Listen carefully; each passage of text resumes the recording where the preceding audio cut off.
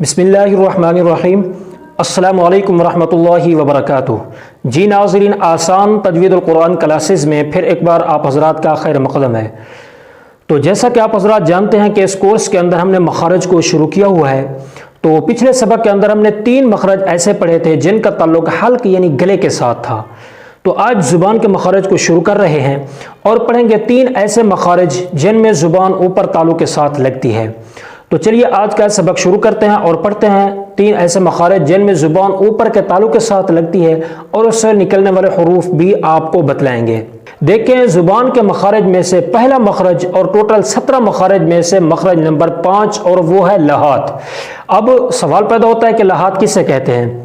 میں بھی آپ کو بتلانا چاہتا ہوں، کیونکہ جب تک آپ لہات کے متعلق نہیں سمجھیں گے، جب تک آپ کو لہات کے متعلق علم نہیں ہوگا کہ لہات کسے کہتے ہیں، تو یہ مخرج سمجھ نہیں آئے گا۔ اس وجہ سے سب سے پہلے میں آپ کو لہات سمجھا دوں کہ لہات کسے کہتے ہیں۔ دیکھیں لہات کہتے ہیں گوشت کا ایک چھوٹا سا ٹکڑا جو اوپر تالو کے ساتھ لٹکا رہتا ہے، جس کو عربی زبان کے اندر لہات، اردو زبان کے اندر کوا اور سرائکی زبان کے اندر سنگڑی کہتے ہیں۔ تو جب آپ نے لہات کے متعلق سمجھ لیا تو اب چلتے ہیں مخرج نمبر 5 کی طرف۔ ٹوٹل مخارج میں سے اور زبان کے مخارج میں سے پہلا مخرج پڑھتے ہیں اور وہ ابھی بتلایا، وہ ہے لہات، یعنی کوے کے متصل، اس سنگڑی کے متصل زبان کی جڑ کا وہ حصہ جو حلق کی طرف ہے۔ حلق کسے کہتے ہیں؟ گلے کو کہتے ہیں۔ اور اس کے مقابل اوپر کا تالو، اس سے ایک حرف قاف ادا ہوتا ہے۔ تالو اس کے متعلق ہر انسان جانتا ہے کہ تالو کسے کہتے ہیں، یعنی اس سنگڑی کے متصل، اس کوے کے متصل زبان کی جڑ کا وہ حصہ جو حلق کی طرف ہے اور اس کے مقابل اوپر کا تالو، اس سے ایک حرف قاف ادا ہوتا ہے، جیسے خلقنا، شققنا۔ اگر آپ غور کریں تو آپ کو معلوم ہو جائے گا کہ یہ حرف کون سی جگہ سے ادا ہو رہا ہے۔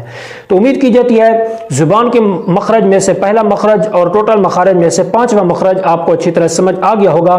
اب چلتے ہیں مخرج نمبر 6 کی طرف۔ زبان کے مخارج میں سے مخرج نمبر 2 اور ٹوٹل 17 مخارج میں سے مخرج نمبر 6 اور بالکل آسان ہے اور وہ ہے کاف کا مخرج۔ دیکھیں اس قاف کے مخرج کے بالکل متصل زبان کی جڑ کا وہ حصہ جو منہ کی طرف ہے اور اس کے مقابل اوپر کا تالو، اس سے ایک حرف کاف ادا ہوتا ہے، جیسے ذالک الکتاب اینما یدرککم۔ ٹھیک ہے، اگر آپ غور کریں تو آپ کو معلوم ہوگا کہ یہ حرف کون سی جگہ سے ادا ہو رہا ہے۔ یہ دونوں مخرج بالکل آسان تھے، بالکل سادہ سے تھے۔ اب چلتے ہیں مخرج نمبر 7 کی طرف۔ ٹوٹل مخارج میں سے مخرج نمبر 7 اور زبان کے مخارج میں سے مخرج نمبر 3 اور وہ ہے وسط زبان۔ دیکھیں اس مخرج کو سمجھنے سے پہلے میں آپ کو بتلاتا چلوں کہ وسط زبان کسے کہتے ہیں۔ وسط زبان، زبان کا بیچ، زبان کا درمیان والا حصہ۔ اب چلتے ہیں، جب آپ کو وسط زبان کا علم ہو گیا، اب چلتے ہیں اس مخرج کی طرف اور میں آپ کو بتلاتا ہوں پورا مخرج۔ وسط زبان اور اس کے مقابل اوپر کا تالو، یعنی زبان کا درمیان والا حصہ اور اس کے مقابل اوپر کا تالو، اس سے 3 حروف ادا ہوتے ہیں، جیم، شین، یا غیر مدہ۔ ٹھیک ہے، تو یا غیر مدہ کون سی مراد ہوتی ہے، یا غیر مدہ کیا ہوتی ہے، تو اس کے متعلق بھی آپ کو بتلا دیتا ہوں۔ دیکھیں جب پہلا مخرج جوف دہن پڑھا تھا وہاں پر آیا تھا یا مدہ، تو یا مدہ کے متعلق تو میں نے آپ کو بتلا دیا تھا کہ یا مدہ کسے کہتے ہیں۔ اب ہے یا غیر مدہ، تو یہاں پر یا غیر مدہ سے مراد یا متحرک اور یا لین ہے۔ جب یا غیر مدہ سے مراد یا متحرک اور یا لین ہے تو اب ہمیں یہ بھی سمجھنا ہوگا کہ یا متحرک کسے کہتے ہیں، یا لین کسے کہتے ہیں، تاکہ یہ مخرج اچھی طرح ہمیں سمجھ آ جائے۔ دیکھیں یا متحرک اس یا کو کہتے ہیں جو جس یا کے اوپر حرکت ہو۔ حرکت کسے کہتے ہیں؟ زبر زیر پیش، 2 زبر 2 زیر 2 پیش ہوں تو اس کو کیا کہتے ہیں؟ حرکت کہتے ہیں۔ اب جس یا کے اوپر 2 زبر 2 زیر 2 پیش ہوں یا 1 زبر 1 زیر 1 پیش ہو تو وہ یا متحرک کہلائے گی۔ یعنی بالفاظ دیگر آسان لفظوں میں یہ سمجھ لیں، جس یا کے اوپر کوئی نہ کوئی حرکت ہو اس یا کو یا متحرک کہیں گے۔ جب آپ نے یا متحرک کے متعلق سمجھ لیا، اب آپ کو بتلاتے ہیں کہ یا لین کسے کہتے ہیں۔ دیکھیں یا لین اس یا کو کہتے ہیں جو یا ساکن ہو اور اس کا ماقبل مفتوح ہو۔ اب یہاں پر 2 لفظ اور آ گئے، وہ پہلا لفظ ساکن کا اور دوسرا لفظ ماقبل کا۔ اب آپ کو بتلاتے ہیں کہ ساکن کسے کہتے ہیں اور ماقبل کسے کہتے ہیں؟ دیکھیں ساکن اس حرف کو کہتے ہیں جس حرف کے اوپر کوئی حرکت نہ ہو، نہ زبر ہو، نہ زیر ہو، نہ پیش ہو، نہ دو زبر، نہ دو زیر، نہ دو پیش ہوں، یعنی اس حرف کے اوپر سکون اور جزم ہو تو اس حرف کو ساکن کہتے ہیں۔ اب یا ساکن کا مطلب کیا ہوا؟ یا ساکن کا مطلب یہ ہوا اس یا کے اوپر کوئی حرکت نہ ہو بلکہ جزم اور سکون ہو۔ تو جب یا ساکن سمجھ لگ گئی، اب اس کو چھوڑ دیں، اب چلتے ہیں ماقبل کی طرف۔ ماقبل کسے کہتے ہیں؟ دیکھیں ماقبل کہتے ہیں پہلے والے حرف کو، اور مابعد کہتے ہیں بعد والے حرف کو۔ دو چیزیں ہیں، ایک ماقبل اور ایک مابعد۔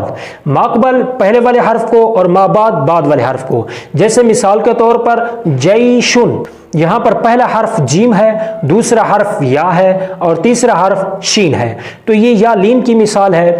تو یا ساکن ہے جیشن، یا ساکن ماقبل مفتوح۔ ماقبل کون سا لفظ ہے؟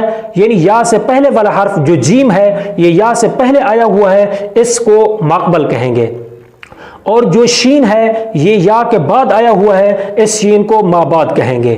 اب بالکل آسان الفاظ کے اندر آپ کو سمجھانے کی کوشش کر رہا ہوں۔ اب ساکن بھی آپ کو سمجھ آ گیا، ماقبل بھی سمجھ آ گیا۔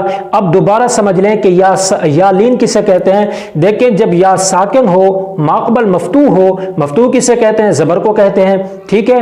یا ساکن ماقبل مفتوح ہو تو اس یا کو یا لین کہتے ہیں۔ جیسے جیشن، اب یہاں پر یا جو ہے یہ یا لین ہے، ٹھیک ہے۔ اور تینوں حروف کی مثال بھی آ گئی، جیم بھی آ گیا، یا بھی آ گیا، شین بھی، تینوں حروف کی مثال بھی آ گئی۔ تو امید کی جاتی ہے آج کا سبق آپ کو اچھی طرح سمجھ آ گیا ہوگا۔ اگر سمجھ آیا ہے اور اچھا لگا ہے تو اس کو لائک کر کے، اچھا کمنٹ کر کے ہمارا حوصلہ افزائی ضرور کر دیجئے گا۔ تو چلیے آج کے لیے اتنا ہی، اور ملتے ہیں اگلے سبق کے اندر۔ اپنا بہت بہت خیال رکھیے گا اور مجھے اپنی خصوصی دعاؤں میں یاد رکھیے گا۔ السلام علیکم ورحمۃ اللہ وبرکاتہ۔